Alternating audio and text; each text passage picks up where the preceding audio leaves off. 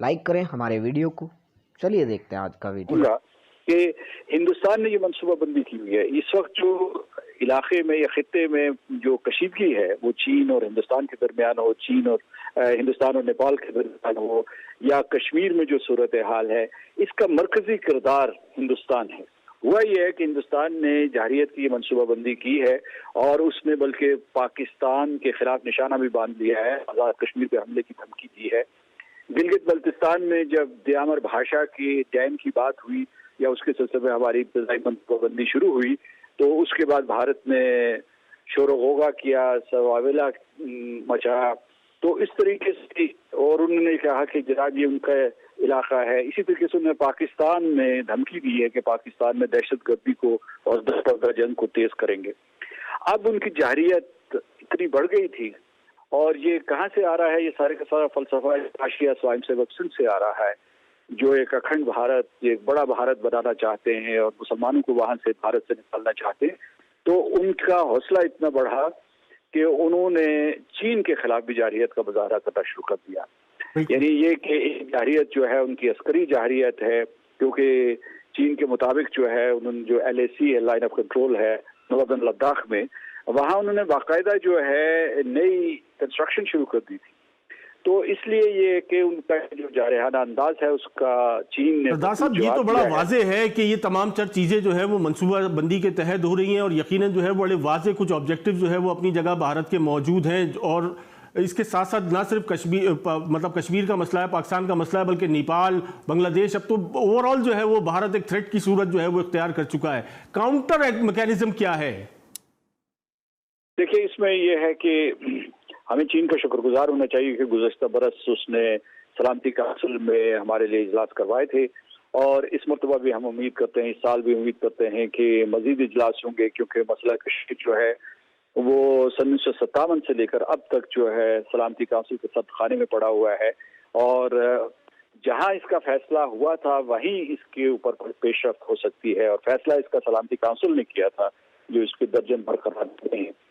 तो एक हमारी हिकमत अमली में ये होना चाहिए कि चीन ने जो हमारे लिए सफारती दरवाजे खोले हैं उनका हम भरपूर फायदा उठाएं। दूसरा ये है कि जो ये हिंदुस्तान और चीन के दरमियान कशीदगी बढ़ी है, तो उसके कई निशाने, एक ये कि जो बेल्ट एंड रोड इनिशिएटिव जो है, जो चीन का मेगा प्रोजेक्ट है, जिसका हिस्सा है इक्तिसादी राहदारी, चीन पाकिस्तान इक्तिसादी राहदारी, हिंदुस्तान इसको मुनहदम करना चाहता है, इसको तबाह बर्बाद करना चाहता है। तो इसलिए जो है वो यानी अपने अमेरिका के साथ जो उसकी एक किस्म की अलायंस है उसका फायदा उठाते हुए चीन की मुखालफत और मज़ाहमत को बढ़ाना चाहता था, चीन के खिलाफ मज़ाहमत को बढ़ाना चाहता था, क्योंकि उसने कश्मीर के सिलसिले में जब सदर ट्रंप ने कहा था कि वो सालसी का किरदार देंगे, तो हिंदुस्तान ने उसे यकसर मुस्तरद कर दिया था, क्योंकि वो इनको दो तरफा मामलात कहता है। हम नहीं मानते कि जो दो तरफा मामलात में सालसी का सवाल ही पैदा नहीं होता। तो हम देखते हैं अब सदर ट्रंप ने जो पेशकश की है, सालसी तो सरदार साहब मुसलसल जो है वो उसको मुस्तरद कर दिया जाता है, और अगर किसी जगह पे कोई कन्विंसिंग नजर आती है लेकिन प्रैक्टिकली वो कन्विंसिंग नहीं नजर आती है, वो जो जारहाना अज़ाइम है वो अपनी जगह मौजूद है। जी बिल्कुल, जारहाना अज़ाइम मौजूद हैं और उनके ऊपर जंगी जुनून सवार है। चौधरी साहब ये थोड़ा सा रोशनी डालिएगा कि यकीनन ये आज की जो मौजूदा जो सूरत हाल है ये बिल्कुल इस तरीके से नहीं है कि इसको आप बहुत ज़्यादा सादगी से लिया जा सकता है, चाहे भारत की दाखिली सूरत हाल हो या खारजी महाज पर जिस तरीके से भारतीय जारहियत का सिलसिला मुसलसल जारी है। ये जो अज़ाइम है यकीनन बेतहाशा पोशीदा इसके पीछे अज़ाइम मौजूद हैं। काउंटर मैकेनिज्म हमें कहीं नज़र नहीं आता है। जी नहीं, काउंटर मैकेनिज्म जो है, देखिए जब ये फरवरी में पिछले साल छोटा सा एक झड़प हुई हमारी अफवाज की भारत की अफवाज के साथ, तो उस वक्त एक खतरा पैदा हुआ कि ये जंग या जो स्कर्मिश है ये जंग में तब्दील हो सकती है और वो जंग आउट ऑफ कंट्रोल हो सकती है। तो फिर लोग उसमें शामिल हुए और कुछ थोड़ा बहुत मामला उन्होंने रफा दफा करवाया दोनों तरफ से।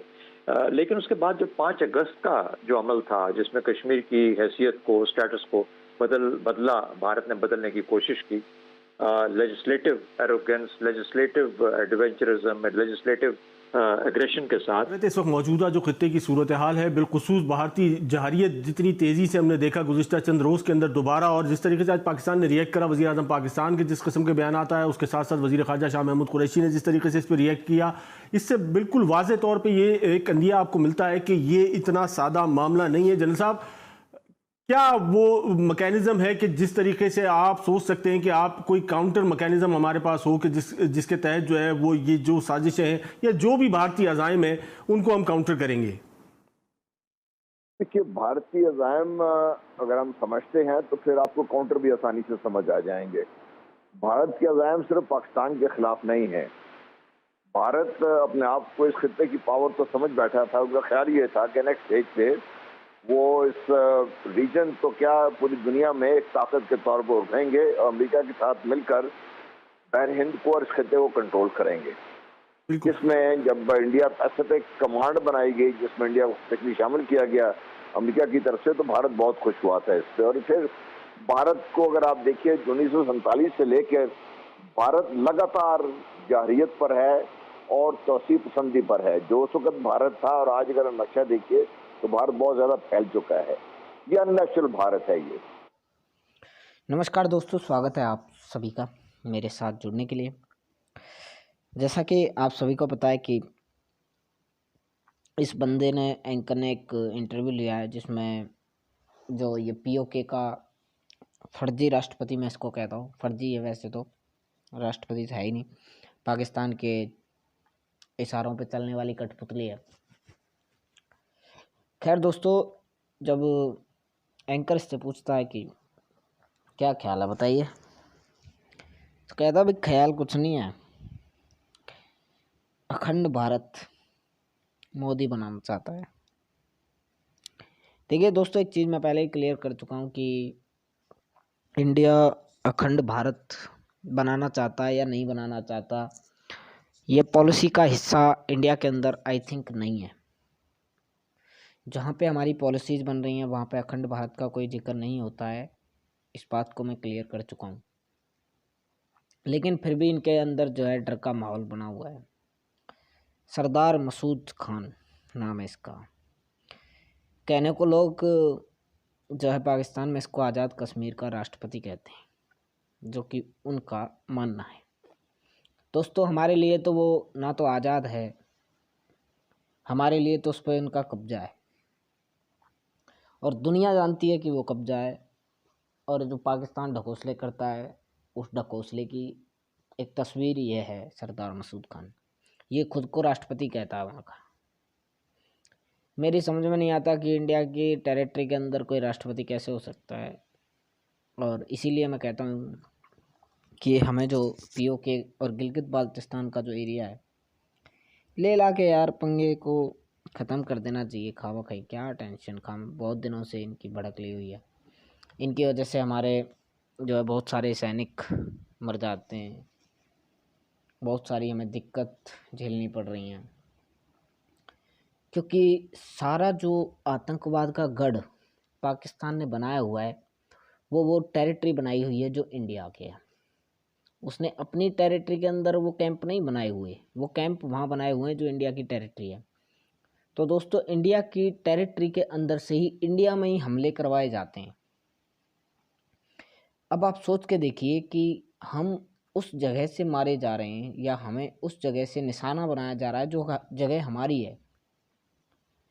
तो हम तो चाहते हैं कि सरकार जल्दी से जल्दी पीओके और गिलगित बाल्टिस्तान का जो एरिया है उसको इंडिया के अंदर दोबारा से मर्ज करना चाहिए, क्योंकि ये बहुत ज़रूरी है। नहीं तो यार ये जख्म जो हमें लगते हैं ये लगते रहेंगे और हम नहीं चाहते कि ये जख्म लगते रहें। तो हम तो रिक्वेस्ट करेंगे अपनी तरफ से कि जल्दी से जल्दी पीओके और गिलगित बाल्टिस्तान का जो एरिया है उसको मर्ज किया जाए इंडिया के अंदर, जितना जल्दी हो सके उतना जल्दी। क्योंकि ये लोग वहाँ बैठ के बकवास करते रहेंगे, ये लोग हमारी पीठ में छुरा घोंपते रहेंगे और ये मानने वाले नहीं हैं दोस्तों। ऐसे लोग मानते भी नहीं हैं। वो कहते हैं ना कि बिना किसी डोज के, बिना किसी हैवी डोज के ये जो बीमारी है बड़ी वाली, ये जो आतंकवाद की बीमारी है ना, इसको हैवी डोज देने की ज़रूरत है। तो हमें सोचना चाहिए इस बारे में, हमारी सरकार को सोचना चाहिए और जितना जल्दी हो सके उतना जल्दी पाकिस्तान से, जो कि हमारा एरिया है, जो हमारी टेरिटरी है, जिस पर उन्होंने अवैध कब्जा जमाया हुआ है, उसको लेना चाहिए। और रही बात अखंड भारत की दोस्तों, तो हाँ, पॉलिसी लेवल पे इसकी कोई बात होती नहीं है, लेकिन हाँ, ज़रूरत पड़ी तो ज़रूर बनाएंगे। और हर एक भारतीय का सपना है, शायद मोदी जी पूरा कर दें या कोई और पूरा कर दे, हमें नहीं पता, लेकिन कब पूरा होगा हमें ये भी नहीं पता, लेकिन हाँ, बनना चाहिए, हम चाहते ज़रूर हैं।